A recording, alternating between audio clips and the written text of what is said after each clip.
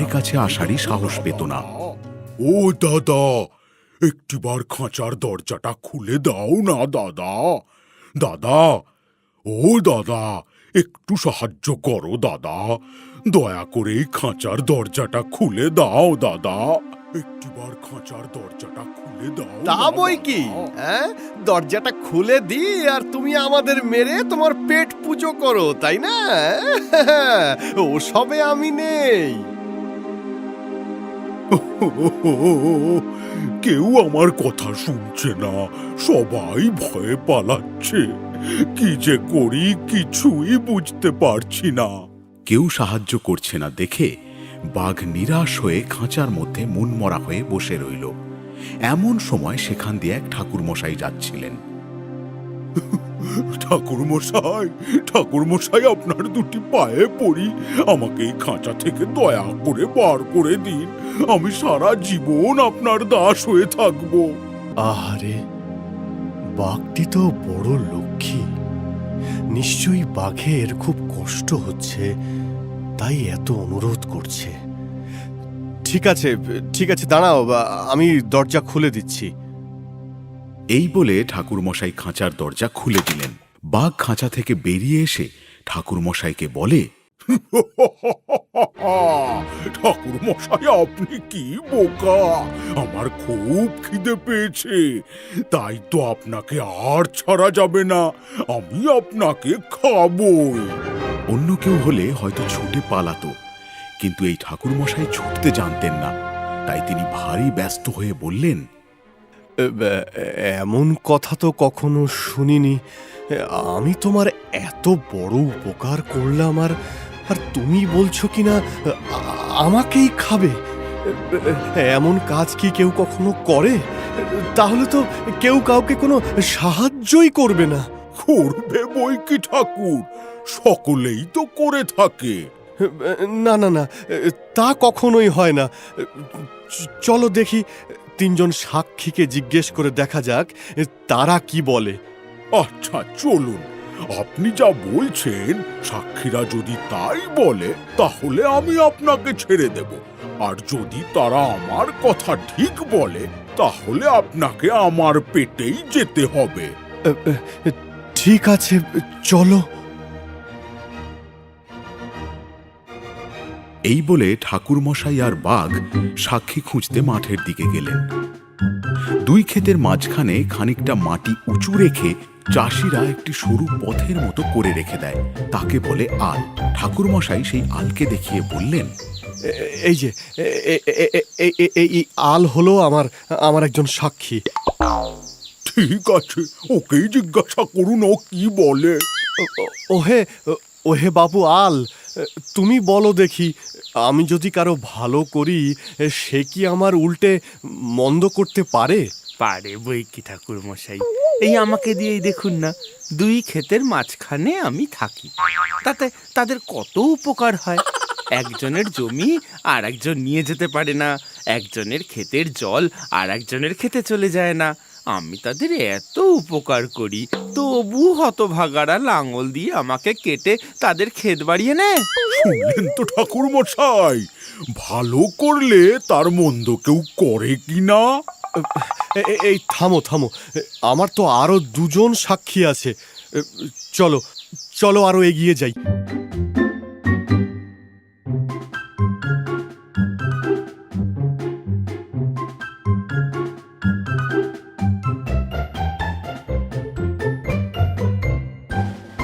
মাঠের মাঝখানে ছিল একটা বট গাছ। ঠাকুরমশাই তাকে দেখে বললেন, ওই যে ওই হলো আমার আরেকজন সাক্ষী। আচ্ছা, জিজ্ঞাসা করুন দেখি ও কি বলে। দেখো বাপু বটগাছ, তোমার তো অনেক বয়স হয়েছে, অনেক দেখেছো শুনেওছো। বলো দেখি, যে কেউ কারো উপকার যদি করে, তাহলে তার অপকার কি কেউ করে? সেটাই তো লোক আগে করে। লোকেরা আমার ছায়ায় বসে ঠান্ডা হয় আর আমাকেই খুঁচিয়ে আঠা বার করে, আবার সেই আঠা রাখার জন্য আমারই পাতা ব্যবহার করে। তারপর আমার ডালপালাও ভেঙে নিয়ে চলে যায়। কি ঠাকুর মশাই, ও কি বলছে? ঠাকুরমশাই এইবারে খুব মুশকিলে পড়লেন। কি বলবেন আর কিছুই ভেবে পেলেন না। এমন সময় সেইখান দিয়ে একটা শেয়াল যাচ্ছিল। ঠাকুরমশাই সেই শেয়ালকে দেখিয়ে বললেন, ওই যে ওই হলো আমার আরেকজন সাক্ষী। দেখি ও কি বলে। ও এই যে ও শিয়াল ভাই, আরে ও শিয়াল ভাই, এদিকে একটু শোনো। কি হলো ঠাকুর মশাই, আমাকে কি ডাকছেন?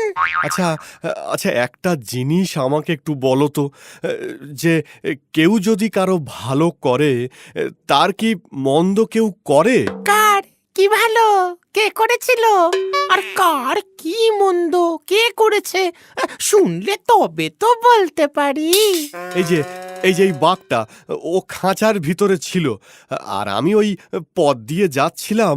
দাঁড়ান দাঁড়ান দাঁড়ান দাঁড়ান দাঁড়ান ঠাকুর মশাই, এটা বড় শক্ত কথা হলো। সেই খাঁচা আর সেই পথ না দেখলে আমি কিছুই বলতে পারবো না। আগে আমাকে সেই জায়গাটায় নিয়ে চলুন। ঠাকুর মশাই, শিয়ালটাকে খাঁচার কাছে নিয়ে চলুন, তবে হয়তো সঠিক কথাও বলতে পারবে। ঠিক আছে, তুমি এসো আমার সাথে। এরপর ঠাকুরমশাই আর বাঘ শেয়ালটাকে নিয়ে ওই খাঁচার কাছে এসে উপস্থিত হলো। এরপর শেয়াল খাঁচার সামনে বেশ কিছুক্ষণ পায়চারি করার পর বলল, খাঁচা আর পথ বুঝতে পেরেছি, এবার কি হয়েছে বলুন। বাঘ ছিল এই খাঁচার ভিতরে, আর আমি এই ব্রাহ্মণ পথ দিয়ে যাচ্ছিলাম। দাঁড়ান দাঁড়ান দাঁড়ান, অত তাড়াতাড়ি বলবেন না, আগে এইটুকু ভালো করে বুঝে নি। বাঘ আপনার ব্রাহ্মণ ছিল, আর পথটা খাঁচার ভিতর দিয়ে যাচ্ছিল। ধুর গাধা, বাঘ খাঁচার ভেতর ছিল আর বামুন পথ দিয়ে যাচ্ছিল। রসো রসো, বামুন খাঁচার ভিতর ছিল আর বাঘ পথ দিয়ে যাচ্ছিল। এইটা তো ভারী গোলমেলে কথা হলো দেখছি, আমি তো কিছুই বুঝতে পারছি না। কি বললে? বাঘ খাঁচার ভিতর ছিল আর খাঁচা পথ দিয়ে হেঁটে যাচ্ছিল? আরে এমন বোকা তো কোথাও দেখিনি। আরে বাঘ ছিল খাঁচার ভেতর আর বামুন যাচ্ছিল পথ দিয়ে। না না না না না না, অত শক্ত কথা আমি বুঝতে পারবো না। তোর বোঝার দরকার নেই। এই নে দেখ, আমি এই খাঁচার ভেতরে ছিলাম। এই এই এই এই এই নে দেখ। এই কথা বলার পর বাঘ খাঁচার মধ্যে ঢুকে শেয়ালকে দেখাতে চাইল যে সে খাঁচার ভেতর ছিল। শেয়াল ঠিক সেই সময় তাড়াতাড়ি খাঁচার দরজাটা দিল বন্ধ করে।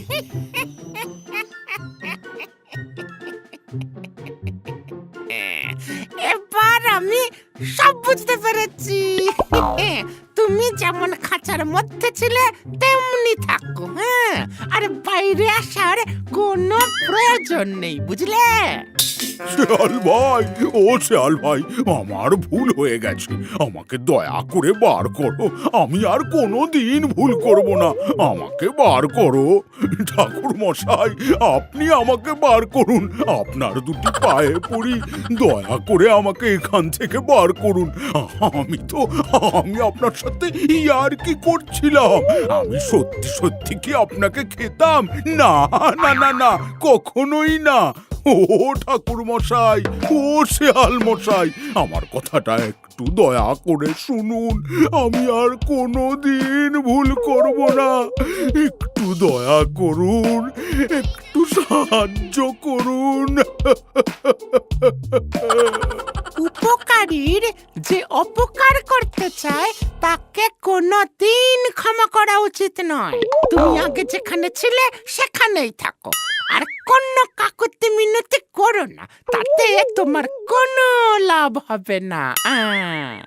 ঠাকুর মশাই, আমার মতামত যদি আপনি নিতে চান, তাহলে আমি বলি যে দুষ্টু লোকের কোনোদিন কোনো উপকার করতে নেই। যা কিছু হয় ভালোর জন্যই হয়। এখন আপনি নিশ্চিন্ত মনে ফিরে যান। হ্যাঁ, আর এই যে বাঘ মামা, তুমি এবার খাঁচার মধ্যে বন্দি হয়ে থাকো, আর কোনো দিন বাইরে আসতে হবে না। হ্যাঁ, চলি তাহলে, টাটা।